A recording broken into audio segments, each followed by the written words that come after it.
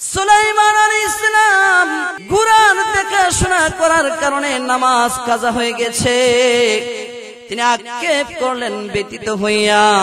তিনি বলতে লাগলেন, যেই সম্পদের জন্য, যেই সম্পদের মায়া মহব্বতে আমার আল্লাহ থেকে আমাকে দূরে সরায় রাখে, সেই সম্পদ আমি রাখতে চাই না। সাথে সাথে তিনি এই 1000 ঘোড়া আল্লাহর রাস্তায় কুরবানি করে দিয়েছে। ডাক দিয়ে বলে, ও আমার প্রিয় হাবিব, আমার নবী সুলাইমান, তুমি আমাকে খুশি করার জন্য 1000 ঘোড়া আমি আল্লাহর রাস্তায় কুরবানি করে দিলে, ওগো নবী সুলাইমান, আজ থেকে তোমার আর ঘোড়ায় আরোহণ করে কষ্ট করে সফর করতে হবে না। আমি আল্লাহ তাআলা তোমাকে স্পেশাল বাহিনী এবং স্পেশাল ভাবে তুমি চলাফেরার জন্য আমি বাতাসকে তোমার অনুকূলে করে দিলাম। আর তোমার কষ্ট করতে হবে না, তুমি শুধু সিংহাসনের উপরে বসবে, বাতাসকে অর্ডার করবে, তুমি যেখানে যাইতে চাও মুহূর্তের মধ্যে বাতাস তোমাকে সেই জায়গায় নিয়ে যাবে। আল্লাহ তাআলা বলেন, লা ইন শাকারতুম লা আযীদান্নাকুম ওয়া লা ইন কাফারতুম ইন্না আযাবী লাশাদীদ। আল্লাহ পাকের নিয়ামত পাইয়া নিয়ামতের শুকরিয়া আদায় করলে আল্লাহ নিয়ামত আরো বাড়ায়া দেন। কিন্তু যদি নিয়ামত পাওয়ার পরে অহংকার করা হয়, না শুকরিয়া করা হয়, আল্লাহ তাআলা নিয়ামতকে ছিনাইয়া নিয়া আল্লাহ তাআলা কঠিন শাস্তিতে নিপতিত করেন। ঠিক না বেঠিক? সুলাইমান আলাইহিস সালাম আল্লাহ পাকের শুকরিয়া আদায় করলেন, 1000 ঘোড়া কুরবানি করে দিলেন। আল্লাহ তাআলা আরো বড় নিয়ামত দান করলেন। ঠিক না বেঠিক? এবার আল্লাহ তাআলা বলে, ও সুলাইমান, সিংহাসনে বসবা, আর আমি আল্লাহ পাকে তোমার বাতাসকে তোমার অধীনে করে দিলাম। বাতাস তোমাকে নিয়ে যাবে তুমি যেখানে যাইতে চাও। আল্লাহ রাব্বুল আলামিন সুলাইমান আলাইহিস সালামকে আরেকটা বিশেষ নিয়ামত দান করেছিলেন, সেটা হলো সিংহাসন। বিশাল সিংহাসন আল্লাহ তাআলা দান করেছিলেন। এত বড় সিংহাসন তাফসীরের কিতাবে আসছে, সুলাইমান আলাইহিস সালাতু ওয়াস সালামের সিংহাসনটা ছিল এত বিশাল, কেউ কেউ বলেছেন 3.5 মাইল লম্বা ছিল সিংহাসনের লম্বাটা। উনি যেই সিংহাসনের চেয়ারে বসতেন, ডান পাশে 6000 চেয়ার ছিল স্বর্ণের, বাম পাশে 6000 চেয়ার ছিল রূপার। এইভাবে ওনার এত বিশাল সিংহাসন, তিনি যখন কোথাও যাইতেন ওনার সমস্ত মন্ত্রী এবং ওনার সমস্ত সৈন্যবাহিনীকে ওই সিংহাসনের উপরে উঠায় নিতেন। শুধু তাই নয়, ওনার পরিবার পরিজন সবকিছুকে সিংহাসনের উপরে উঠায় নিতেন। শুধু তাই নয়, খাবার দাবারের জন্য ডেকচি সহ সমস্ত খাবার দাবার ওই সিংহাসনের উপরে উঠায় নিতেন। বুঝে থাকলে বলুন কত বিশাল সিংহাসন। একদিন হযরত সুলাইমান আলাইহিস সালাতু ওয়াস সালাম, আমরা একটু জিকির করি, লা ইলাহা ইল্লাল্লাহ, আওয়াজ দিয়া লা ইলাহা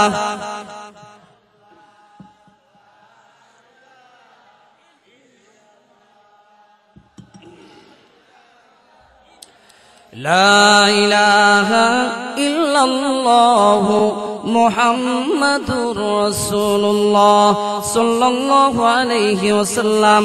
হযরত সুলাইমান আলাইহিস সালাতু ওয়াস সালাম একদিন তিনি দক্ষিণ দিকে রওনা হবেন।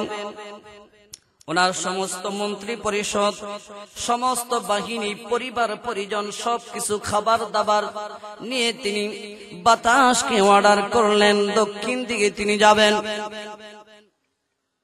সুলাইমান আলাইহিস সালাতু ওয়াস সালাম ফিলিস্তিন থেকে তিনি রওনা হয়েছেন দক্ষিণ দিকে। আসতে আসতে মদিনায় যখন আসলেন সেখানে তিনি নামলেন। ওইখানে লোকদেরকে তিনি বললেন, এইটা হবে আখিরি জামানার নবী, শেষ নবীর শেষ ঠিকানা হবে এই জায়গা।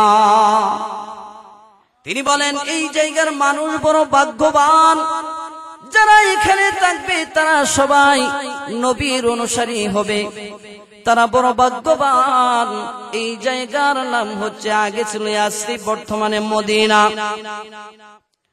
এরপর সুলাইমান আলাইহিস সালাতু ওয়াস সালাম আবার যখন তিনি সিংহাসন দিয়ে উড়াল দিলেন, তাফসীরের কিতাবে আসছে তায়েফের প্রান্তরে যাওয়ার 3 মাইল আগে তায়েফের পাহাড়ের পিছনে একটা বিশাল জায়গা ছিল। সেই এলাকাটা ছিল পিপিলিকাদের এলাকা। পিঁপড়ারা সেখানে বসবাস করে। পিঁপড়াদেরও এলাকা আছে, পিঁপড়াদেরও রাজ্য আছে, পিঁপড়াদেরও নেতা আছে, পিঁপড়াদেরও সমাজ আছে। আল্লাহ রাব্বুল আলামিন এই পিপিলিকাদের কথাটা আল্লাহ এই সূরাতুন নামল, এই সূরাতুন নামল সূরাটার নাম পিঁপড়ার নামে আল্লাহ তাআলা রেখেছেন। পিঁপড়ার নামে আল্লাহ সূরাটাকে নাযিল করেছেন। পিপিলিকাদের আলোচনাটা আল্লাহ কোরআনের এই আয়াতগুলোর মধ্যে এনেছেন। 3.5 মাইল দূরে সুলাইমান আলাইহিস সালামের সিংহাসন। এমনিতেই পিঁপড়াদের যে বাদশা ছিল সেটা ছিল মহিলা রানী, মহিলা বাদশা ছিল। ওই রানী মহিলা তার জাতিকে ডাক দিয়ে বলে, হে পিঁপড়ার দলেরা শোনো, সুলাইমান বাদশা আসতেছে, এখানে নামতে পারে। যদি এখানে নামে, উনি তো দেখবে না, পিঁপড়া তো ছোট ছোট প্রাণী, দেখা যায় না। ওনার বাহিনী নিয়ে আসতেছে, ও জানতে তিনি হয়তো ওনার বাহিনী হয়তো তোমাদেরকে পায়ে পিষে মেরে ফেলবে, অজ্ঞাত সারে, না দেখে না জেনে। আল্লাহ তাআলা এই কথাটাই কোরআনের মধ্যে বলতেছেন, হাত্তা ইযা আতাউ আলা ওয়াদিন নাম ক্বালাত নামলাতু ইয়া আইয়ুহান নামলু দুখুলু মাসাকিনাকুম লা ইয়াহতিমান্নাকুম সুলাইমানু ওয়া জুনুদুহু ওয়া হুম লা ইয়াশউরুন।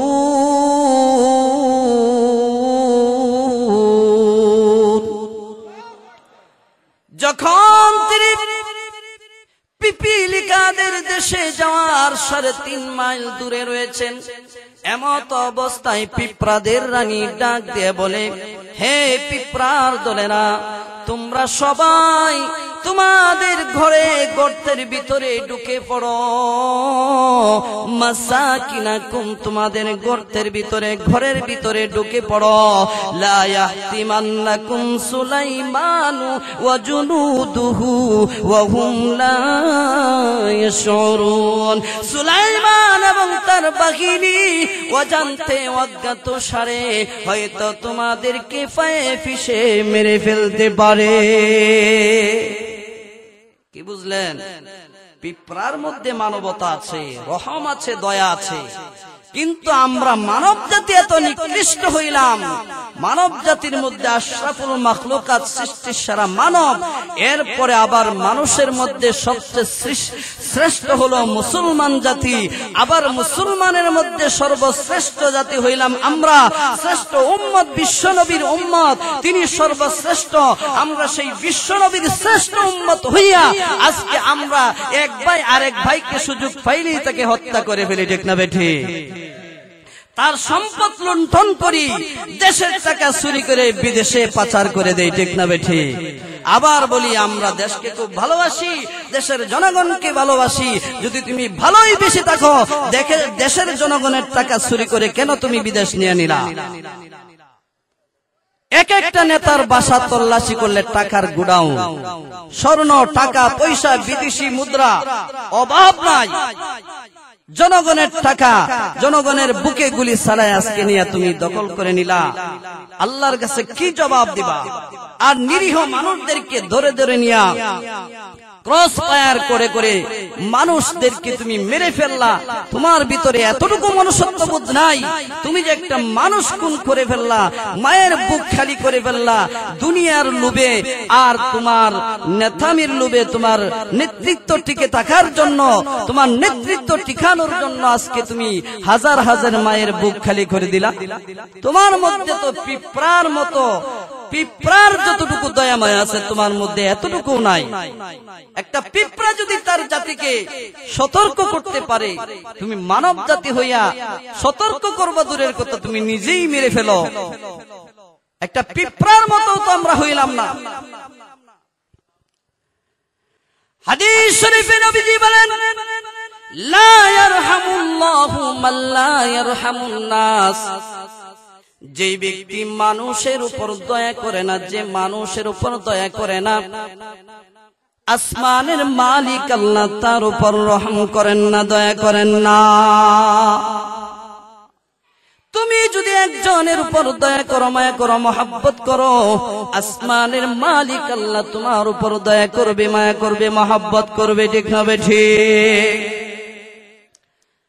আমার ভাইরা, পিপিলিকাদের রানী যখন এই কথাটা বলল, আল্লাহ তাআলা বাতাসের মাধ্যমে পিঁপড়ার কথাটা সুলাইমান নবীর কানে পৌঁছায়া দিয়েছে। সুলাইমান নবী পিঁপড়ার এই কথা শুনে তিনি মুস্কি হাসলেন। দুই কারণে তিনি মুস্কি হাসলেন। এক নাম্বার কারণ হলো, পিঁপড়া একটা ছোট প্রাণী, ওই প্রাণীটাও জানে যে নবীরা কাউকে খুন করতে পারে না। নবীরা কি করতে পারে না? অন্যায় ভাবে। শুধু নবী কেন, কোন মুসলমান অন্যায় ভাবে কাউকে খুন করতে পারে না, ঠিক না বেঠি? দ্বিতীয় কারণ হলো, সুলাইমান আলাইহিস সালাতু ওয়াস সালামকে এই পিঁপড়া যে এত সুন্দর তার জাতিকে স্মরণ করায়া দিয়েছে, সতর্ক করায়া দিয়েছে, এই জন্য তিনি হাসলেন। শুধু হেসেই শেষ নয়, সুলাইমান আলাইহিস সালাতু ওয়াস সালাম সাথে সাথে আল্লাহ পাকের শুকরিয়া আদায় করলেন।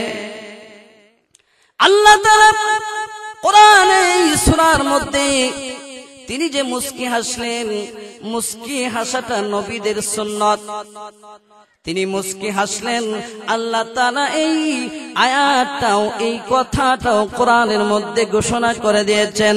আল্লাহ তাআলা বলেন, ফাতাবাসসামা দাহিকাম মিন কওলিহা ওয়া ক্বালা রাব্বি আউজি'নি আন আশকুরা নি'মাতাকাল্লাতী আন'আমতা আলাইয়া ওয়া আলা ওয়ালিদাইয়া ওয়া আন আ'মালা صالحا ترضاه وأدخلني برحمتك في عبادك الصالحين।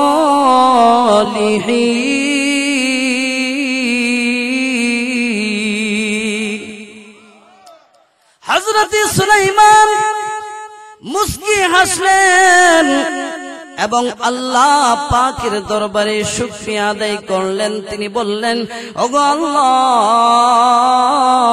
আমাকে এবং আমার পিতাকে, আমার পিতা মাতাকে যেই নিয়ামত দান করেছো, সেই নিয়ামতের শুকরিয়া আদায় করার তৌফিক তুমি আল্লাহ আমাকে দান করো।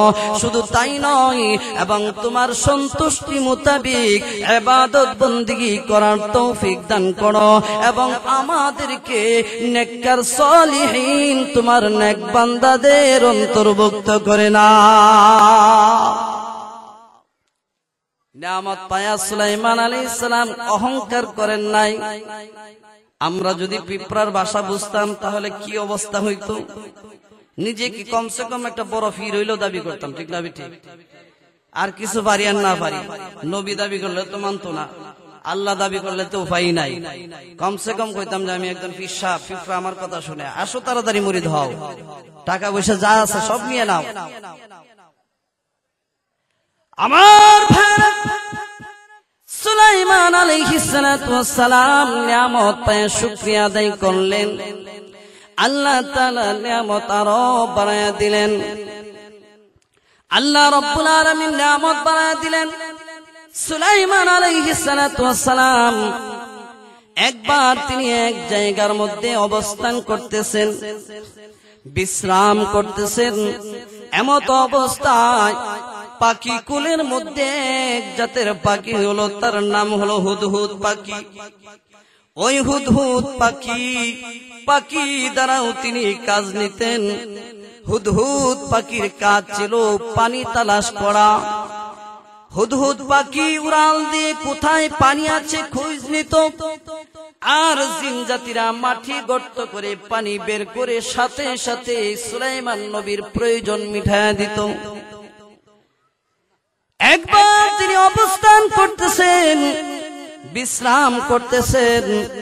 এমত অবস্থায় হুদহুদ পাখি মনে মনে বলে, যেহেতু নবী সুলাইমান বিশ্রাম করতেছে, এই সুযোগে আমি একটু উড়াল দিয়ে পৃথিবীটা দেখে নেই। সুযোগ পাইছে, পাখিটা উড়াল দিয়েছে। আসমানের নিচে পাখিটা উঠতেছে, হঠাৎ তাকায় দেখে একটা দেশ এত সুন্দর, বাগানে ভরপুর। ওই পাখিটা বাগানে নামলো। দেশটার নাম হলো ইয়ামান দেশ, শহরটার নাম হলো সাবা। ওই সাবা শহরের চতুর্পাশে সুন্দর সুন্দর মনোরম বাগান। ওই বাগানের মধ্যে হুদহুদ পাখি নামলো। হুদহুদ পাখি নেমে আর একটা হুদহুদ পাখির সঙ্গে সাক্ষাৎ হয়ে গেল।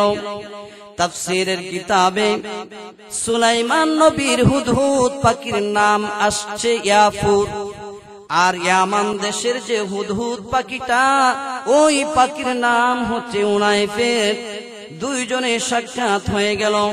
ইয়ামান দেশের হুদহুদ পাখি ডাক দিল, বলে, ভাই তোমার নাম কি, কোত্থেকে আসলে, কোথায় থেকে আসলে, কোথায় যাবে? হুদহুদ ডাক দিয়ে বলে, আমার নাম হচ্ছে আফুর, আমার মালিক হলো দাউদ ইবনে সুলাইমান। তিনি সারা পৃথিবীর রাজত্ব আল্লাহ তাকে দান করেছে। আমি আসছি ওই সুলাইমান নবীর কাছ থেকে। ওই ইয়ামান দেশের হুদহুদ পাখি ডাক দিয়ে বলে, ভাই তোমার কথাই বুঝতে পেরেছি, তোমার মালিক অনেক বড় পাওয়ারশীল বাদশাহ, অনেক বড় ক্ষমতার মালিক। তবে ভাই শোনো, তুমি যেই দেশে এসেছো ওই দেশটার নাম হলো ইয়ামান দেশ। ওই দেশের একজন রাজা আছে, ওই রাজার নাম হচ্ছে বিলকিস, রানী বিলকিস। ওই মহিলা দেশটাকে চালায়। তোমার মালিকের চাইতে আমার মালিকের কোনো দিক দিয়ে কম নয়। ওই দেশের রানী এত সুন্দর, আল্লাহ তাকে এত সৌন্দর্য দান করেছে, আল্লাহ তাআলা বিশাল নিয়ামত তাকে দান করেছে। ওই মহিলা যেমন সুন্দর তেমন বুদ্ধিমতী। ওই মহিলাকে আল্লাহ তাআলা এত বিশাল একটা সিংহাসন দান করেছে। শুধু তাই নয়, এত বিশাল শক্তিশালী সৈন্য সামন্ত দান করেছে। কোনো ধরনের অভাব নাই, সবকিছুই ভরপুর। আসো একটু ঘুরে দেখো। সুলাইমানের হুদহুদ ডাক দিয়ে বলে, আমি তো বলে আসি নাই, নবী নামাজের সময় হলেই আমাকে খুঁজবে পানি তালাশের জন্য। আমি কি জবাব দিব? ইয়ামান দেশের হুদহুদ ডাক দিয়ে বলে, চিন্তার কোনো কারণ নাই, এমন কিছু তথ্য আমি তোমাকে দিব, যখন তুমি ওই তথ্য গিয়া তোমার মালিক সুলাইমানকে গিয়া বলবা, তোমার মালিক খুশি হবে, তোমাকে মারবে না। সবকিছু ঘুরায় দেখাই। ওই দিক দিয়ে সুলাইমান আলাইহিস সালাম হঠাৎ তাকে দেখে, পাখিদের প্রতি লক্ষ্য করে দেখে হুদহুদ পাখি নাই। সুলাইমান ডাক দিয়ে বলে, আমি হুদহুদ পাখিকে দেখছি না কেন? একটা বিষয় এখানে শিক্ষণীয় বিষয় আছে, সেটা হলো আমার দেশের প্রজারা যখন দোষ করে, আমার অধীনে যারা আছে তারা যখন কোনো দোষ করে, তখন আমরা শুধু তাকে শাসাই, নিজের দোষ তালাশ করি না। সন্তান কথা শুনে না, স্ত্রী কথা শুনে না, নিজের দোষ তালাশ করি না, শুধু তাকেই শাসন করি। আপনি যদি আপনার ছেলের সামনে সিগারেট খুব ডারসে টানেন, আপনার ছেলে অবশ্যই অবশ্যই দেখবেন সিগারেট টানবে। কথাটা বিশ্বাস হয়? আপনি যদি আপনার সন্তানের সামনে নামাজ পড়েন, অটোমেটিক দেখবেন সে নামাজ পড়তেছে।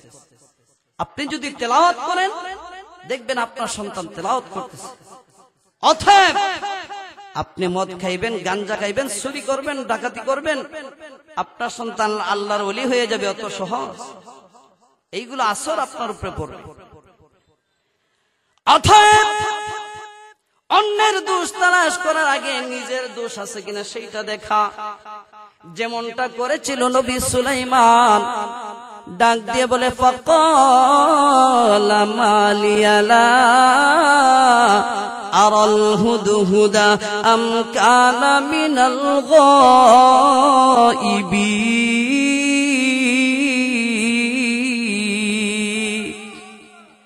নবী সুলাইমান ডাক দিয়ে বলে, আমার কি হলো?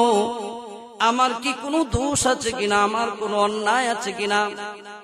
কারণ হলো হুদহুদ পাখি কেন আমাকে না বলে চলে গেল? আমার কোনো অন্যায় আছে কিনা?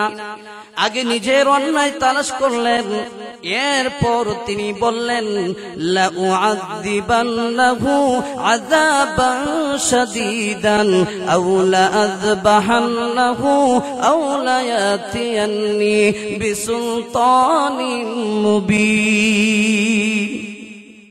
সুলাইমান আলাইহিস সালাম ডাক দিয়ে বলে, এত বড় সাহস, আমাকে না বলে সে কোথায় চলে গেল? অবশ্যই অবশ্যই আমি তাকে কঠিন শাস্তি দেব, অথবা আমি তাকে জবাই করে ফেলব। আউলায়াতিয়ান্নি বিসুলতানিন মুবিন, অথবা সে যদি কোনো উপযুক্ত প্রমাণাদি দিতে পারে তাহলে তাকে মুক্ত করে দেব, আর না হয় তাকে আমি কঠিন শাস্তি দেব। পাখিদের রাজা ঈগল পাখিকে বলল, তালাশ করে দেখো কোথায় আছে। ঈগল পাখি উড়াল দিয়েছে, খুঁজতে খুঁজতে দেখে ইয়ামান দেশ থেকে হুদহুদ পাখিটা আসতেছে।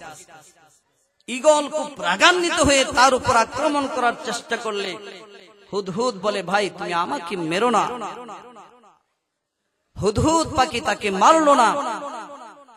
কিছুক্ষণের ভিতরেই নবী সুলাইমানের দরবারে উপস্থিত। আল্লাহ সেটা কোরআনে বলেন, ফামাকাসা গায়রা বাঈদিন ফাকালা আহাততু বিমা লাম তুহিত বিহি ওয়াজিতুকা মিন সাবাইন বিনাবাইন ইয়াকিন।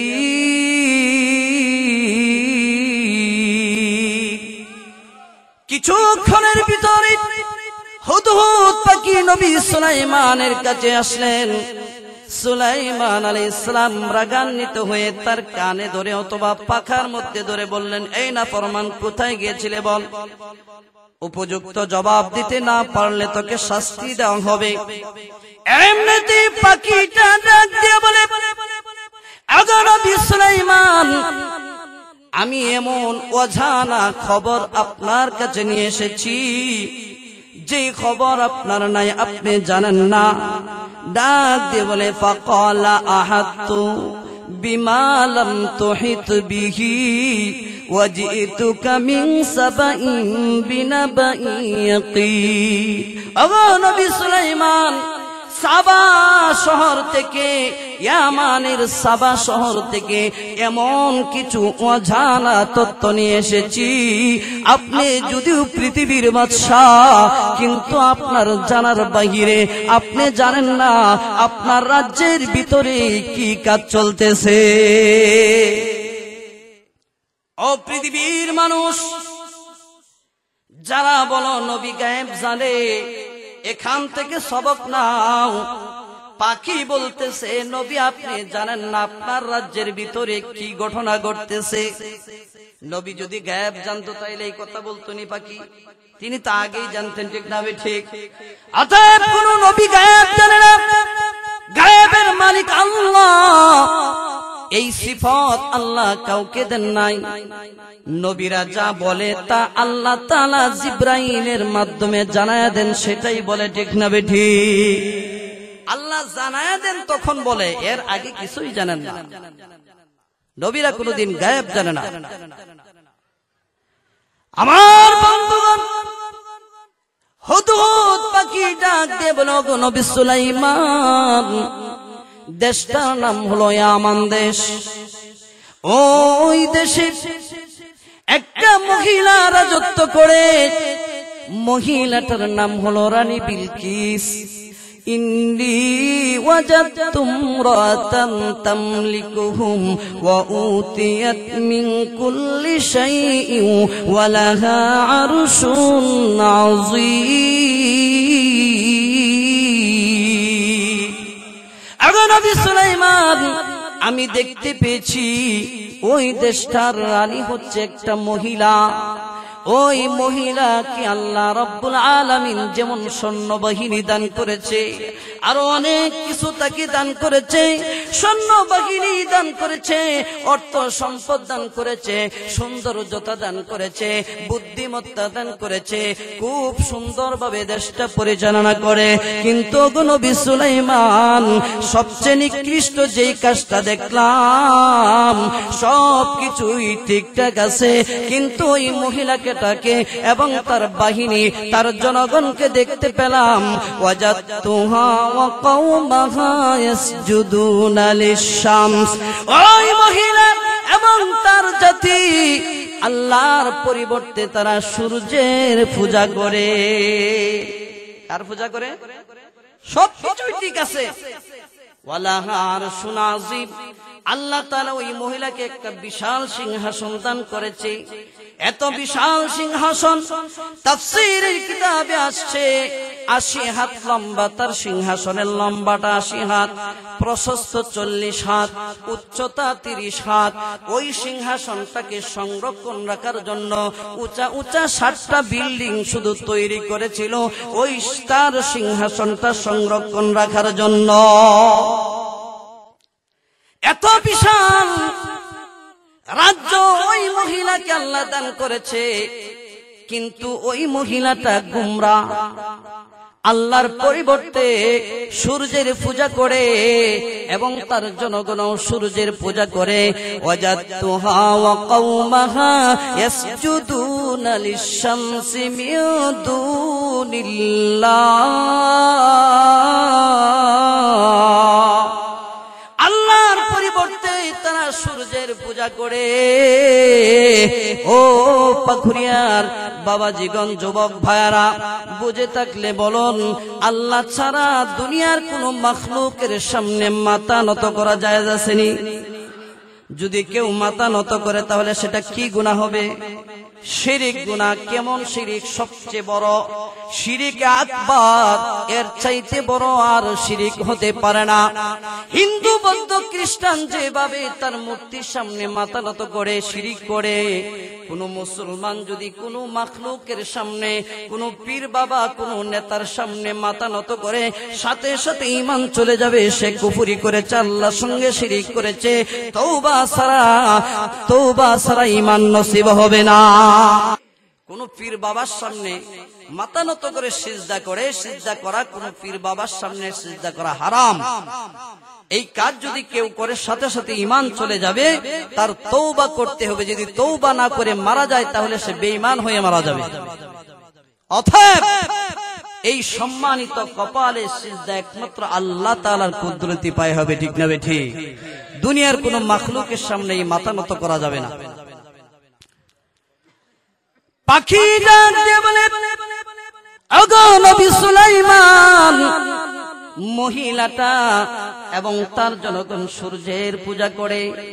ওয়াজাইয়ানা লাহুমুশ শাইতানু আমালাহুম, আর তারা যেই কাজটা করে তাদের দৃষ্টিতে শয়তান তাদেরকে সুন্দর লাগায়া দিছে। দেখবেন যারা গুনাহ করে, গুনার কাজটা তার কাছে খুব ভালো লাগে, মজা লাগে, কারণ শয়তান এটার মধ্যে সুন্দর তৈরি করে দেয়, সৌন্দর্য লাগায়া দেয়। কারণ কেন সৌন্দর্য লাগায় দেয় শয়তানের? যাতে করে সে এই নাফরমানি থেকে বের হয়ে আসতে না পারে। ওয়াসাইয়ানা লাহুমুশ শাইতানু আমালাহুম ফাসাদ্দাহুম আনিস সাবিলি ফাহুম লা ইহতাদুন। শয়তান তাদের চোখের মধ্যে ওই নাফরমানি কাজটাকে সুন্দর লাগাইয়া আল্লাহ তাআলা থেকে দূরে সরায়া রাখছে, যাতে করে তারা হেদায়েত না পায়, সরল সঠিক পথ না পায়। যখন এই অভিযোগ হুদহুদ পাখি সুলাইমান নবীর কাছে বললেন, সুলাইমান আলাইহিস সালাম ডাক দিয়ে বলে, বুঝতে পেরেছি তুমি চালাকি করতেছো, শাস্তি থেকে বাঁচার জন্য চালাকি করতেছো। তোমাকে এখন পরীক্ষা করব। যদি তুমি সত্যিই বলে থাকো তাহলে আমি তোমাকে পরীক্ষা নিব। যদি তুমি পরীক্ষা উত্তীর্ণ হও তোমাকে ছেড়ে দেব। আর যদি তুমি আমি যেই পরীক্ষা নেব সেটাই উত্তীর্ণ হতে না পারো তাহলে বুঝবো তুমি চালাকি করেছো। কি পরীক্ষা? এক্ষুনি আমি একটা চিঠি লিখতেছি, ওই চিঠিটা তুমি ওই দেশে, ইয়ামান দেশে সাবা শহরে রানী বিলকিসের কাছে নিয়ে যাইবা। চিঠিটা নিয়ে রানী বিলকিসকে দিবা এবং চিঠি পাওয়ার পরে সে কি উত্তর দেয় সেই উত্তর নিয়ে আসবে। আল্লাহ তাআলা কোরআনের মধ্যে বলেন, সুলাইমান নবী ডাক দিয়ে বলেন, ক্বালা সানানজুরু আসাদাকতা আম কুনতা মিনাল কাযিবিন ইযহাব বিকিতাবি হাযা ফালকিহি ইলাইহিম সুম্মা তাওয়াল্লা আনহুম ফানজুর মাযা ইয়ারজিউন। হে হুদহুদ পাখি, তুমি সত্য বলছো না মিথ্যা বলছো, এখন এই পরীক্ষা করব। এই নাও আমি একটা চিঠি তোমাকে দিলাম, এই চিঠিটা রানী বিলকিসের কাছে নিয়ে দিবা। এরপরে তুমি তার উপরে বসিতেই গোনা একটু দূরে আড়ালে এসে অপেক্ষা করবা আর লক্ষ্য করবা তারা এই চিঠি পাওয়ার পরে কি প্রতিক্রিয়া জানায়, কি আলোচনা করে সব শুনে খবর নিয়ে আসবা। হুদহুদ পাখি, পাখিটা মুখের মধ্যে চিঠিটা নিয়ে উড়াল দে সুদূর ইয়ামান দেশে চলে গেল। ওই সময় এমন সময় গিয়ে পৌঁছলো রানী বিলকিস সভাসদ শেষ করে সবকিছু শেষ করে দরজা লাগাইয়া সে ঘুমের ঘরে শায়িত আছে। দরজা জানা সব লাগানো, চিঠি কিভাবে দিবে? ঘরের যে ভেন্টিলেটর আছে উপর দিয়ে কিছু জায়গা রাখা হয় না, ওই দিক দিয়া হুদহুদ পাখি ঢুকে রানী বিলকিস ঘুমের ঘরে শায়িত আছে মতো অবস্থায় তার বুকের উপর নিয়ে চিঠিটা ছেড়ে দিছে। আর হুদহুদ পাখি ছেড়ে দিয়া ওই ভেন্টিলেটরের যে ছিদ্র আছে ওইখানে এসে বসে আছে। রানী বিলকিস প্রতিদিন সকালে যখন সূর্যটা পূর্ব দিক থেকে উঠে ওই ছিদ্র দিয়ে যখন তার ঘরের ভিতরে সূর্যের আলো ঢোকে, সাথে সাথে সে উঠে সূর্যের পূজা করে। এই দিন আর খবর নাই, কারণ সূর্যের আলো আর লাগে না। হুদহুদ পাখি আড়াল দিয়ে বসে আছে, অনেক বেল হয়ে গেছে। হঠাৎ উঠে দেখি কি ব্যাপার, টাইম চলে গেল, সূর্যকে এখনো উঠে নাই। তাকায় দেখে বুকের উপর চিঠি, সে অবাক হয়ে গেছে। কি ব্যাপার? আমার এই রাজ্যের ভিতরে পাহারাদারের অভাব নাই, সমস্ত গেট দরজা জানালা সবকিছু লাগানো, কেউ তো আমার অনুমতি ছাড়া আমার রুমে ঢুকতে পারে না। এত বড় সাহস কার হলো? কেই চিঠি নিয়ে আসলো, আবার কেই বা আসবে? দরজা জানালা সবকিছুই লাগানো, কে আসলো?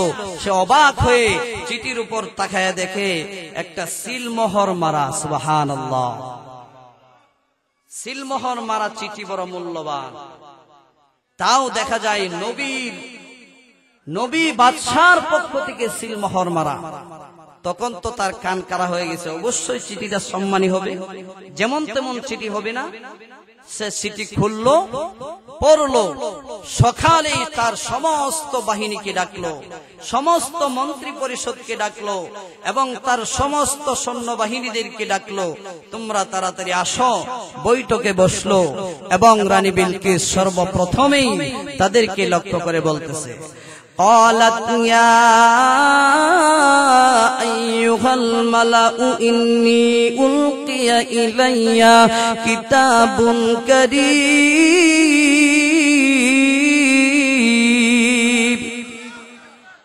আমার মন্ত্রী পরিষদ, আমার সৈন্যবাহিনীরা শোনো, আমার কাছে একটা পত্র এসেছে, কিতাবুল কারীম, সম্মানিত পত্র। বলেন সুবহানাল্লাহ। দুই কারণে মুফাসসিরিনে কেরাম বলেন, দুই কারণে সম্মানিত পত্র বলেছেন। এক নম্বর কারণ হলো বাদশার সিলমোহর মারা, দুই নম্বর কারণ হলো ওই চিঠির মধ্যে বিসমিল্লাহির রহমানির রহিম লেখা। রানী বিলকিস ডাক দিয়ে বলে, আমার কাছে সম্মানিত চিঠি এসেছে।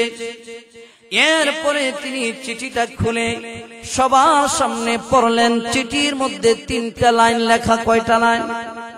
3টা লাইনে একটা চিঠি। যদিও শব্দগুলো সংক্ষেপ, এর ভিতরে অনেক মাহাত্ম্য রয়েছে, অনেক কিছু লুকায়িত রয়েছে। চিঠির প্রথম হেডলাইন লেখা, ইন্নাহু মিন সুলাইমান। চিঠির প্রথম হেডলাইন লেখা, নিশ্চয় আমি সুলাইমানের পক্ষ থেকে এই চিঠিখানা। দ্বিতীয় লাইনে লেখা, ওয়া ইন্নাহু বিসমিল্লাহির রহমানির রহিম।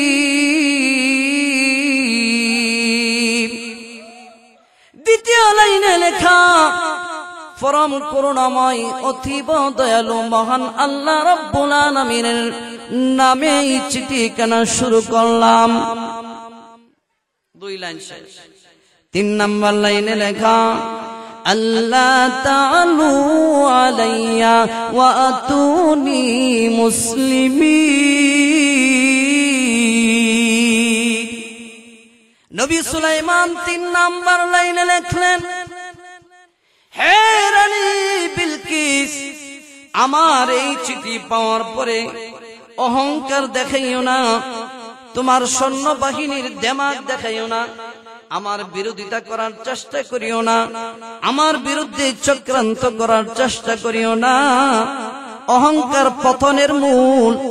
আল্লাহ তাআলু আলাইয়া, অহংকার না করে, আমার প্রতি অবজ্ঞা না করে, অবহেলা না করে, তুচ্ছ তাচ্ছিল্য না করে, ওয়াতুনি মুসলিমিন, আনুগত্য স্বীকার করে মুসলমান হওয়ার জন্য আমার কাছে ফিরে আসো।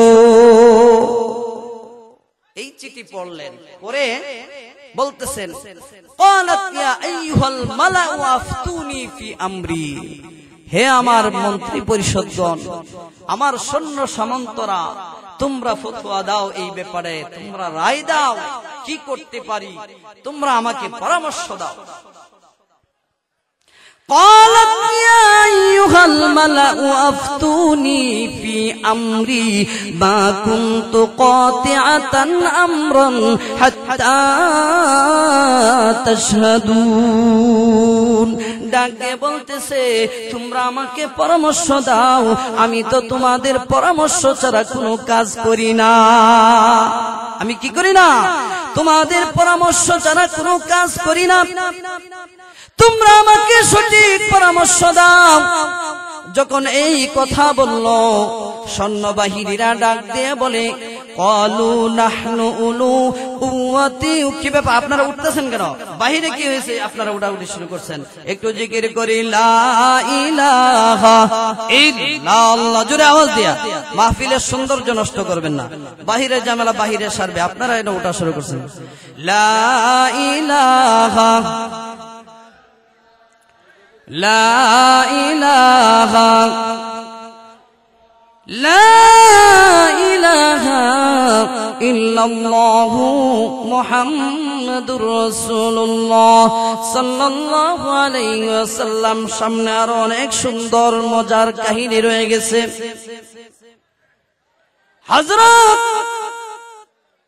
সুলাইমানের এই পত্র পড়ার পরে রানী বিলকিস বলে, তোমরা রায় দাও। সৈন্যবাহিনীরা ডাকতে বলে, নাহনু উলু কুওয়াতি ওয়া উলু বাসিন শাদীদ ওয়াল আমরু ইলাইকি ফানজুরি মাযা তা'মুরিন। সৈন্যবাহিনীরা বলতেছে, আমরা হলাম একটা শক্তিশালী জাতি, বীর যোদ্ধা, আমাদের সৈন্যের অভাব নাই, অর্থ সম্পদের অভাব নাই, অস্ত্রের অভাব নাই, আমরা কাউকে ভয় করি না। আপনি আমাদেরকে যেই অর্ডার করবেন, আপনি যদি বলেন তার বিরুদ্ধে যুদ্ধ করার জন্য, আমরা মুহূর্তের ভিতরে প্রস্তুত আছি, আমরা এই মুহূর্তে যুদ্ধ করতে প্রস্তুত আছি। অতএব আপনি যদি বলেন আমাদেরকে যুদ্ধ করার জন্য, আমরা যুদ্ধ করব। আর যদি আপনি সমাধান চান, আমরা সেটাও রাজি আছি। ওয়াল আমরু ইলাইকি ফানজুরি মাযা তা'মুরিন। অতএব আপনার ফয়সালা আপনার, আমরা আপনাকে পরামর্শ দিলাম, আমরা দুটোটাই রাজি আছি। আপনি যদি বলেন যুদ্ধ করতে, আমরা যুদ্ধ করব। অতএব আর যদি বলেন সমাধান করতে, আমরা সেটাও রাজি আছি। দুটোটাতে আমরা রাজি আছি, তবে রায়টা আপনার, যেহেতু আপনি বাদশা। এবার রানী বিলকিস বুদ্ধিমান মহিলা, চিঠি দেখে সে বুঝতে পেরেছে সাধারণ কোন বাদশার পক্ষ থেকে চিঠি আসে নাই। তিনি চিন্তা করলেন, যদি তিনি নবী হন, নবীদের সঙ্গে পারা তো সম্ভব হবে না, কারণ নবীদের উপরে আল্লাহ তাআলার পক্ষ থেকে গায়বী সাহায্য আছে, ঠিক না বেঠি? নবীদের সঙ্গে যুদ্ধ করে পারা তো সম্ভব না। যদি দুনিয়ার কোন বাদশা হয়, তাহলেই তার সাথে আমরা যুদ্ধ করে পারতে পারি। অতএব শোনো, আমরা এই মুহূর্তে যুদ্ধ করব না, আমরা আগে পরীক্ষা করে নেই তিনি কি বাদশা, দুনিয়াদার বাদশা, নাকি তিনি সত্যিকার নবী। যদি তিনি বাদশা হয়ে থাকে, তাহলে আমরা পরবর্তীতে যুদ্ধ করব। আর যদি নবী হয়ে থাকে, তাহলে তো যুদ্ধ করে জয় লাভ করা সম্ভব হবে না।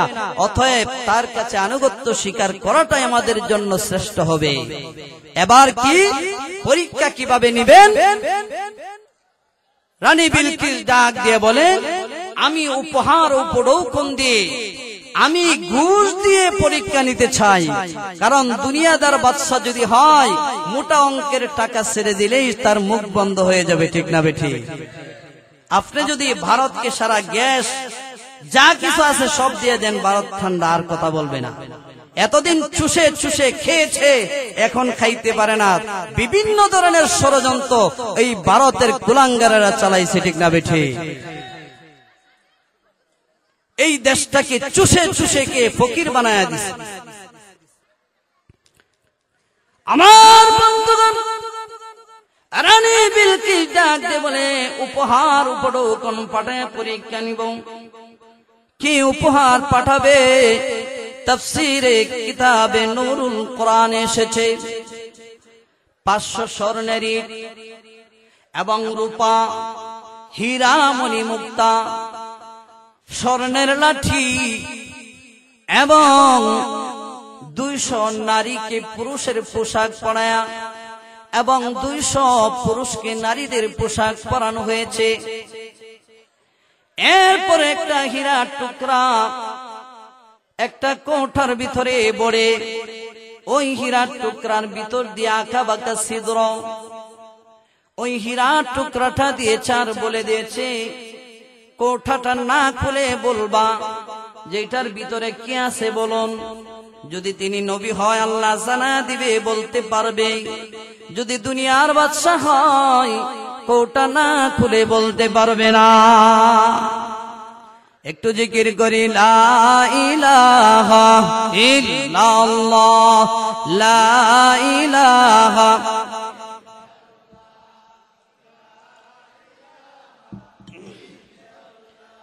লা ইলাহা ইল্লাল্লাহু মুহাম্মাদুর রাসূলুল্লাহ সাল্লাল্লাহু আলাইহি ওয়াসাল্লাম। খারাপ লাগতেছে, ছেড়ে দিব? তাহলে আপনারা এলেমুলি করতেছেন কেন? বাহিরে চিল্লাচিল্লি কেন করতেছেন? মাহফিল এটা রহমতের বাগান, জান্নাতের বাগান। এই বাগানে যতক্ষণ বসে থাকবেন আল্লাহ পাকের পক্ষ থেকে রহমত নাজিল হবে, আখিরি মোনাজাত হবে। কার দোয়া আল্লাহ কখন কবুল করে? শেষ রজনী, এটা হচ্ছে রহমত। আল্লাহ তাআলা প্রথম আসমানে এসে বান্দাদেরকে নাম ধরে ধরে ডাকে।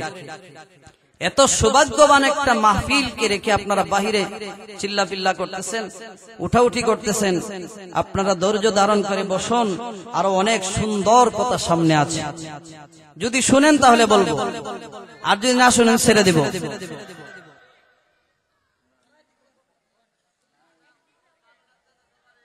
আল্লাহ রাব্বুল আলামিন এই সূরার মধ্যে রানী বিলকিসের ঘটনাটা তুলে ধরেছেন। রানী বিলকিস ছিল একটা পরীর ঘরের। কার ঘরে? রানীর যে বাবা, রানী বিলকিস,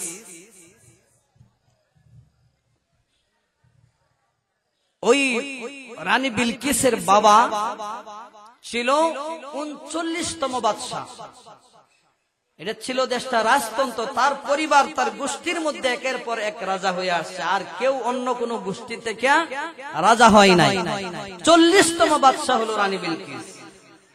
যেহেতু তাদের দেশ ধনী দেশ, সম্ভ্রান্ত দেশ, সম্ভ্রান্ত পরিবারের, রানী বিলকিসের বাবা অন্য অন্য দেশের বাদশাদের মেয়েকে বিবাহ করে নাই, কারণ তার সাথে মিলে না, বংশের সাথে মিলে না।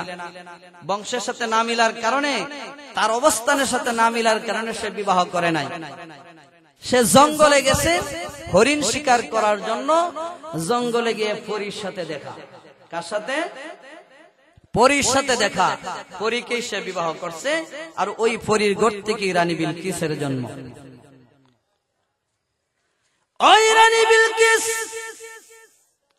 ডাক দিয়ে বলে, ওয়াইনি মুরসিলাতুন ইলাইহিম বিহাদিয়াতিন ফানাজিরাতুম বিমা ইয়ারজিউল মুরসালুন। আমি উপহার বড় ওখান দিয়া পরীক্ষা নিতে চাই। উপহার বড় ওখান দিয়া 12,000 সেনাপতি, 12,000, কয় হাজার? 12,000 কর্নেল, এক একজনের অধীনে 1 লক্ষ করে সৈন্যবাহিনী। এরকম 12,000 সেনা প্রধানদেরকে, ওই 12,000-এর মধ্যে আবার ওই 12,000-এর সেনাপতি হলো একজন, যার নাম হলো মানজার ইবনে ওমর। 12,000-এর মধ্যে সবচেয়ে যে বিচক্ষণ, জ্ঞানী, চৌকসমান, তাকে ওই 12,000 সেনাপতির প্রধান বানায়া এই টিমকে পাঠায় দিলেন বাদশাহ সুলাইমানের দরবারে উপহার উপঢৌকন দিয়া। ওই দিক দিয়ে হুদহুদ পাখি সমস্ত তথ্য নিয়া উড়াল দিয়ে সুলাইমানের দরবারে গিয়া বলে দিল, গো নবী সুলাইমান, এই এই ঘটনা ঘটেছে। আপনাকে পরীক্ষা নেওয়ার জন্য তারা উপহার উপঢৌকন নিয়ে আসতে, যে সব বিবরণ সবকিছু বলে দিয়েছে। সবকিছু শোনার সাথে সাথে সুলাইমান নবী জিন জাতিকে সাথে সাথে ডাকলেন, এই জিনারা কোথায় আছো, আসো। জিন জাতিরা আসলো, অর্ডার দিলেন, স্বর্ণের ইট তৈরি করো, রূপার ইট তৈরি করো। সুবহানাল্লাহ। এবং আমার রাজ দরবার থেকে 27 মাইল রাস্তা পাকা করে দাও স্বর্ণ এবং রূপার ইট দিয়া। কি বুঝলেন? কয় মাইল? 27 মাইল। কত হাজার ইট লাগছে, কি বুঝলেন? সব স্বর্ণ আর রূপা। আল্লাহ তাআলা কি নিয়ামত দান করেছেন। নিয়ামত পায়া তিনি বলেন ওয়াকালাল হামদুলিল্লাহিল্লাযী ফাদ্দালানা আলা কাসীরিম মিন ইবাদিহিল মুমিনিন।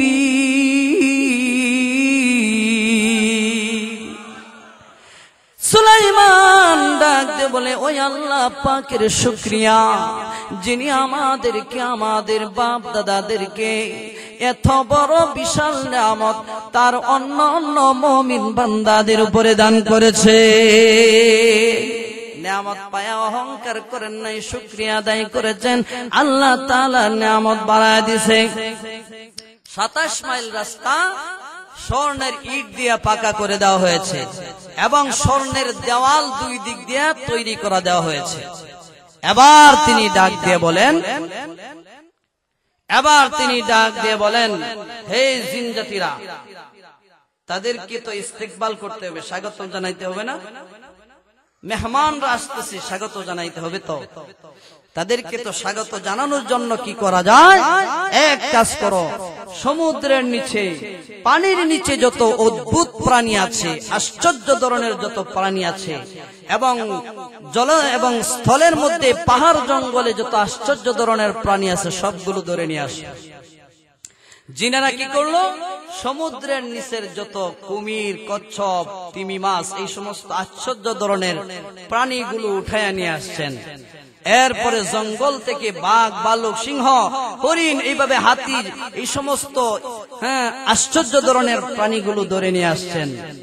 সুলাইমান ডাক দিয়ে বলে এক কাতারে দাঁড় করায় দাও বাঘ, ভালুক এগুলাকে, আরেক কাতারে সিংহ টিংহ এরকম কুমির টুমির সমুদ্রের প্রাণীগুলোকে দাঁড় করায় দাও, আর মাঝে মাঝে জিন জাতিকে দাঁড় করায় দাও। সুবহানাল্লাহ, কি আশ্চর্য ধরনের আপ্যায়ন। এখন মনে করেন দুই দিক দিয়ে ওয়াল হয়ে গেছে, রাস্তা হয়ে গেছে স্বর্ণে, এখন সামিয়ানার দরকার আছে না? সামিয়ানা কি দিয়ে দিবেন? পাখিদেরকে অর্ডার করলেন, তোমরা পাখা মেলে সামিয়ানা হয়ে যাও। সুবহানাল্লাহ, পাখিরা এইভাবে পাখা মেলে, সবাই এরকম ভাবে পাখা মেলে সামিয়ানা হয়ে গেছে। আমার ভাইরা, মানজার ইবনে আমর বলতেছে আর যাব না। তারা বলে কি হয়েছে, এখন আবার কি হইল? বলে লক্ষ্য করছনি যেই রাস্তা দিয়ে যাইতেছ স্বর্ণের ইট রূপার ইট দিয়া রাস্তা, মাঝে মধ্যে দেখা যায় একটা একটা করে স্বর্ণের ইট নাই। 500 স্বর্ণের ইট যে লয়ে যাইতেছ, মাঝে মাঝে তো রাস্তার মধ্যে স্বর্ণের ইট নাই। আমরা তো সুর খোয়া সাথে সাথে জেল বইয়া সারা জীবনের লাগে যাবজ্জীবন কারাদণ্ড দিতে। কি বুঝলেন? বিচক্ষণ তো টার হয়ে গেছে, মাঝে মধ্যে ইট নাই। সুলাইমান আলাইহিস সালাম বলে দিছে যে 500 ইট আনতেছে না, মাঝে মাঝে ইট সরাই দিবা। এখন আবার তারা রিকোয়েস্ট করতেছে যারা সহকারী আছে, স্যার সুর বলুক আর যাই করুক, জেল দেব, ফাঁসি দেব, আমরা যে উদ্দেশ্যে আসছি আমরা যাই, শেষ পর্যন্ত যাই হবার হবে। আবার রওনা হইছে। বাদশাহ সুলাইমানের দরবারে যাওয়ার পরে উপহার উপঢৌকন বাদশাহ সুলাইমানকে দিলেন। সুলাইমান আলাইহিস সালাতু ওয়াস সালামের হাতে এই যে একটা কৌটুরি ছিল, ওই কৌটুরিটা দিয়ে বলল না খুলে বলেন এটার ভিতরে কি আছে। সুলাইমান আলাইহিস সালাতু ওয়াস সালাম না খুলে বলে দিলেন, জিব্রাইল জানায় দিছে এটার ভিতরে হীরার একটা টুকরা আছে। হীরার টুকরাটা যখন বলে দিল, সেনাপতি বলতেছে আপনি সত্য বলেছেন, তাহলে ওই হীরার টুকরাটার মধ্যে চিকন একটা ছিদ্র আছে, আঁকা বাঁকা, মানুষের হাত ছাড়া অন্য কোনো প্রাণীর দ্বারা ওই ছিদ্র দিয়ে সুতা ঢুকায়া দেন। সুলাইমান আলাইহিস সালাম সাথে সাথে কাঠ ছিদ্র করে যে ফুকা, ওই ফুকাকে অর্ডার করলো, যাও তাড়াতাড়ি করে সুতা ঢুকায়া দাও। ওই কাঠ ছিদ্র করে যে ফুকা, সে সাথে সাথে ঢুকে সুতা ঢুকায়া দিয়ে দিছে। এবার দ্বিতীয় পরীক্ষা, 200 বাদী মহিলা, 200 পুরুষদেরকে মহিলাদের পোশাক পরাইছে, আর মহিলাদেরকে পুরুষের পোশাক পরায় অলঙ্কার দিয়ে পরায়া দিছে। বলতেছে বাদশাহ সুলাইমান, এখানে 400 নারী পুরুষ আছে, 200 পুরুষ 200 মহিলা আছে। আপনি হাত দ্বারা না সোয়া না ধরে আপনি তাদেরকে কোনটা পুরুষ কোনটা মহিলা আলাদা করে দেন, চেক না করে। সুলাইমান আলাইহিস সালাতু ওয়াস সালাম তাদেরকে ওযু করার জন্য পানি দিলেন। যারা পুরুষ তারা পাত্রের ভিতরে হাত দিয়া ওযু করলো, আর যারা মহিলা পাত্র থেকে আলাদা পানি নিয়ে ওযু করলো। এখানে তিনি নারী পুরুষকে আলাদা করে দিলেন। আবার সমস্ত উপহার উপঢৌকন যখন দিল, সুলাইমান আলাইহিস সালাতু ওয়াস সালাম ডাক দিয়ে বলেন, ক্বালা আতুমিদ্দুনানি বিমাল ফামা আতানি আল্লাহু খায়রুম মিম্মা আতাকুম বাল আনতুম বিহাদিয়াতিকুম তাফরাহুন। সুলাইমান আলাইহিস সালাম ডাক দিয়ে বলে, তোমরা আমার জন্য যে উপহার উপঢৌকন এনেছো, আল্লাহ তাআলা এর চাইতে আমাকে উত্তম নিয়ামত দান করেছে। তোমাদের যে উপহার নিয়ে এসেছো এর চাইতে উত্তম আল্লাহ তাআলা আমাকে নিয়ামত, উত্তম সম্পদ আল্লাহ তাআলা আমাকে দান করেছেন। অতএব তোমরা তোমাদের উপহার উপঢৌকন তোমরা নিয়ে যাও, তোমরা নিয়ে গিয়ে আনন্দ উল্লাস করো, তোমরা খুশি থাকো। আর জেনে রাখো, শুনে রাখো, হে রানী বিলকিসের পক্ষ থেকে যে সেনাবাহিনীর রাষ্ট্র, শুনে রাখো, তোমার রানীকে জানায়া দাও, ও ছিড়ে আমি এমন একটা বাহিনী তার বিরুদ্ধে অভিযান চালায় দেব, যেই বাহিনীর মোকাবেলা করা তোমার রানী বিলকিসের ক্ষমতা হয় না।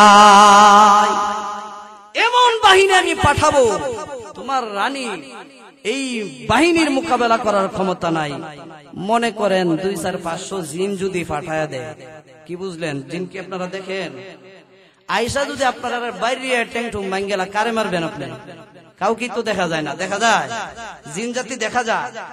সুলাইমান আলাইহিস সালাম তো জিন জাতি, তার অনুগতশীল। পাঠায় দিলে সাইজ করে আইব, কুছ যাইবেই তো না। সেনাপতিরা খবর নিয়ে রানী বিলকিসকে যখন সমস্ত তথ্য দিয়ে দিলেন, রানী বিলকিসের বুঝতে আর বাকি রইল না। ডাক দিয়ে বলে, ও মন্ত্রী পরিষদ, ও সেনাপতিরা, শোনো, আর বাড়াবাড়ি করিও না। আমার বুঝতে আর বাকি রইছে না, তিনি দুনিয়ার কোন বাদশা না, আল্লাহ পাকের পক্ষ থেকে প্রেরিত নবী। নবীর সঙ্গে মোকাবেলা করা পৃথিবীর কারো পক্ষে সম্ভব নয়। অতএব আর দেরি না করে চলো আমরা বাদশাহ সুলাইমানের দরবারে গিয়ে ইসলাম ধর্ম গ্রহণ করে দিব। সুবহানাল্লাহ। তারা দল বল নিয়ে রওনা হয়ে গেছে। রানী বিলকিস, সমস্ত রাজা প্রজা সবাই একসাথে দলবদ্ধভাবে রওনা হয়ে গেছে বাদশাহ সুলাইমানের দরবারে আসবে। হঠাৎ একদিন সকাল বেলায় সুলাইমান বাড়ির বাহিরে বের হয়ে দেখে অনেক দূর দেখা যায় ধুলা উড়ে উড়ে আসতেছে। কে জানি আসতেছে, জিন জাতিকে পাঠায় দিল, দেখো তাল্লাশি করে কে আসতেছে।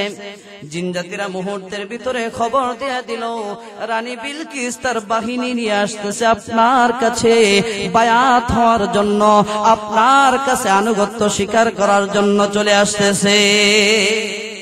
সুলাইমান আলাইহিস সালাতু ওয়াস সালাম সঙ্গে সঙ্গে সমস্ত মন্ত্রী পরিষদকে ডাক দিয়ে বলল, হে মন্ত্রী পরিষদ, ক্বালা ইয়া আইয়ুহাল মালাউ আইয়ুকুম ইয়াতিনি বিআরশিহা ক্বাবলা আন ইয়াতুনি মুসলিমিন।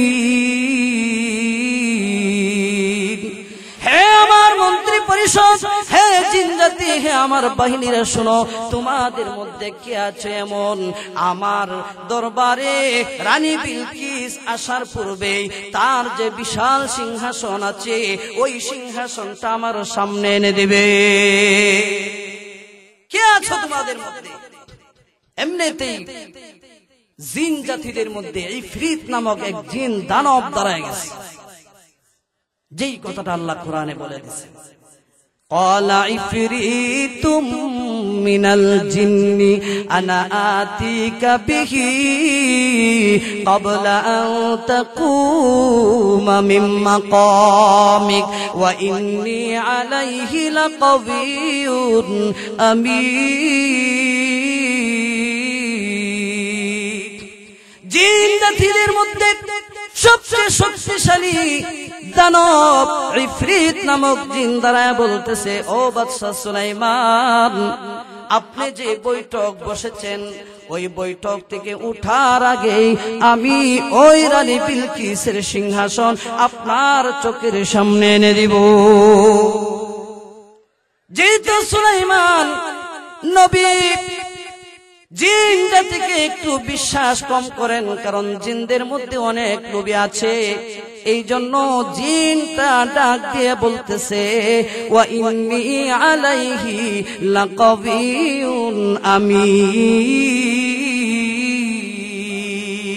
এই ব্যাপারে ওই সিংহাসন আনার ব্যাপারে আমি বড় শক্তিশালী এবং আমি বিশ্বস্ততার সাথে এনে দিব, কারণ রানী বিলকিসের সিংহাসনের মধ্যে স্বর্ণের কারুকার্য আছে, স্বর্ণ রূপা হীরামণি মুক্তা দিয়ে খচিত সাজানো। ওই সিংহাসন থেকে যদি স্বর্ণ চুরি করে ফেলে, এই জন্য জিন বলতেছে আমি এই ব্যাপারে আমানতদার, আমি ওই রানী বিলকিসের সিংহাসনের স্বর্ণ রূপা থেকে কিছুই চুরি করব না, আমি বিশ্বস্ততার সাথে এনে দিব। সুলাইমান ডাক দিয়ে বলে, আমি চাই এই সম্মানটা মানব জাতির মধ্যে পাক, জিন জাতির মধ্যে নয়। তিনি বলতেছে, না, আমি আরো তাড়াতাড়ি চাই। সুবহানাল্লাহ বলবেন। এমনিতেই আল্লাহর ওলি দাঁড়ায় গিয়ে বলতেছে, ও নবী সুলাইমান, আপনি বৈঠক থেকে উঠার আগে নয়, আপনি চোখ বন্ধ করে, শুধু চোখটা বন্ধ করে তাকাইবেন, চোখের পলকের ভিতরেই রানী বিলকিসের সিংহাসন আপনার চোখের সামনে এনে দিব। কি বুঝলেন? পলকের মধ্যে চোখ শুধু বন্ধ করে তাকাইবেন, সাথে সাথে দেখবেন রানী বিলকিসের সিংহাসন চলে আসছে। আল্লাহর ওলি আসমানি কিতাবের আলেম ছিলেন, ইসমে আজম জানতেন। অতএব একটা কথা বুঝতে হবে, জিন জাতি যত শক্তিশালী হোক না কেন মানুষের চাইতে শক্তিশালী হতে পারে না, ঠিক না বেঠি? এই জিনেরাই কিন্তু মানুষকে ভয় পায়, পায় কিনা? দেখবেন হুজুর দেখলে দৌড়ে, জিনে ধরে হুজুর গেলে দৌড়ে, দৌড়ে কিনা? কারণ আল্লাহর কালামের চাইতে কোনো পাওয়ার দুনিয়াতে আর কিছুরই নাই, ঠিক না বেঠি? قال الذي عنده علم من الكتاب أنا آتيك به قبل أن يرتد إليك طرفك। আল্লাহর ওলি ডাক দিয়ে বলে, আপনার চোখ বন্ধ করে শুধু তাকাইবেন, চোখের পলকের ভিতরে আমি রানী বিলকিসের সিংহাসন এনে দিব। সুলাইমান বলে, ঠিক আছে, তুমি করো। সুলাইমান আলাইহিস সালাতু ওয়াস সালামকে ওই আল্লাহর ওলি বললেন, আপনি ইয়ামান দেশের দিকে দৃষ্টিপাত করুন, চোখটাকে ওই দিকে তাকায়া বন্ধ করুন। আল্লাহর ওলি আল্লাহ তাআলার কাছে ইসমে আজম পড়ে দোয়া করেছেন, চোখের পলকের ভিতরে রানী বিলকিসের সিংহাসন নবী সুলাইমানের সামনে চলে আসলো। আল্লাহর ওলি ডাক দিয়ে বলল, সুলাইমান, তাকায়া দেখুন, আপনার চোখের সামনে তাকায়া দেখুন, রানী বিলকিসের সিংহাসন চলে এসেছে। আল্লাহু আকবার বলেন। এবার সুলাইমান আলাইহিস সালাম ডাক দিয়ে বলতেছে, কারণ জিন জাতিরা কিছু তহমত দিয়েছিল রানী বিলকিস সম্বন্ধে, অপবাদ দিয়েছিল। কি জন্য দিয়েছিল এটারও কারণ আছে। পরি কিন্তু জিন জাতির একটা দল, ঠিক না বেঠিক? জিন জাতিদের মধ্যে অনেক দুর্নীতি আছে। সে চিন্তা করলো রানী বিলকিস যেহেতু পরীর ঘরের, তা তো জিন জাতি সম্বন্ধে তার ধারণা আছে, সব কুকীর্তি ফাঁস করে দিবে যদি বাদশাহ সুলাইমানের কাছে আয়েশা বিবাহ শাদী বৈশা যায়, আর এই সুযোগে তো সব তথ্য আমাদের দিয়া দিবে। অতএব তারা আগেই বলেছিল যে ও নবী সুলাইমান, রানী বিলকিসের জ্ঞান নাই, জ্ঞানহীন একটা বুদাই মহিলা। এরপরে সে তো মানব জাতি না, সে তার শরীরের মধ্যে লম্বা লম্বা রুম আছে। মহিলার শরীরে লম্বা লম্বা রুম যদি পাওয়াটা তাকে দেখতে বিশ্রী লাগবে, এই জন্য বলতেছে লম্বা লম্বা রুম আছে, দেখতে বিশ্রী। হ্যাঁ, আপনি চাইলে আপনি পরীক্ষা করে দেখতে পারেন, এরকম তথ্য আয়েশা দিছে।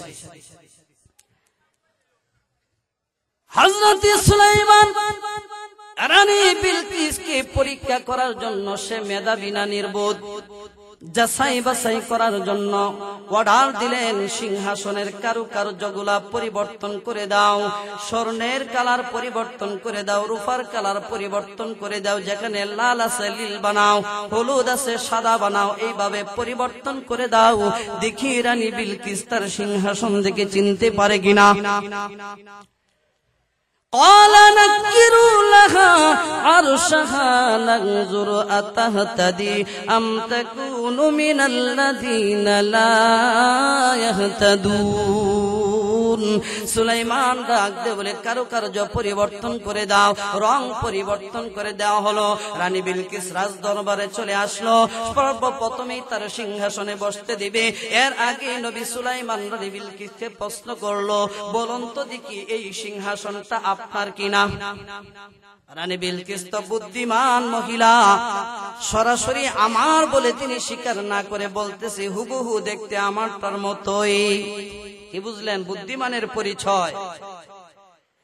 বাদশাহ সুলাইমানের বুঝতে আর বাকি রইল না, রানী বিলকিস খুবই বুদ্ধিমান, বুদ্ধিমানের পরিচয় হয়ে গেছে।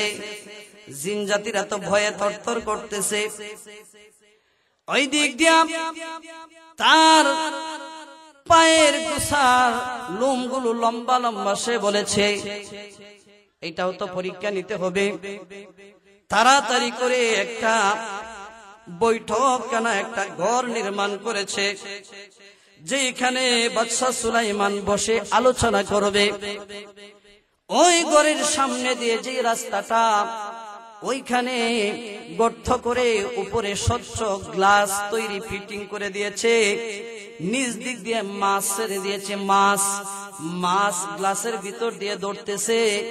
এবার রানী বিলকিসকে বলল, আপনি ওই রাস্তা দিয়ে ঘরের ভিতরে প্রবেশ করুন। মহিলা মানুষ হঠাৎ করে দেখেছে, মনে করছে বিশাল গভীর জলাশয়, বিশাল গভীর মনে করে সে তার কাপড়গুলো উঠাইতে শুরু করেছে। কিলা লাহা দুখুলিস সর ফালাম্মা রাআতুহু হাসিবাতহু ওয়া কাশাফাত আন সাকাইহা। আঁটুর নিচে এবং পায়ের গিরালির উপরে যে মধ্যবর্তী জায়গাটাকে বলা হয় সাক, নিচে সাক, সাকাইহা অর্থাৎ হাঁটুর নিচে এবং পায়ের গিরালির উপরে মাঝখান বরাবর কাপড় উঠাইছে, কারণ পানিতে ভিজে যাইব। এই জন্য কি করলো? কাপড় উঠাইতে শুরু করলো।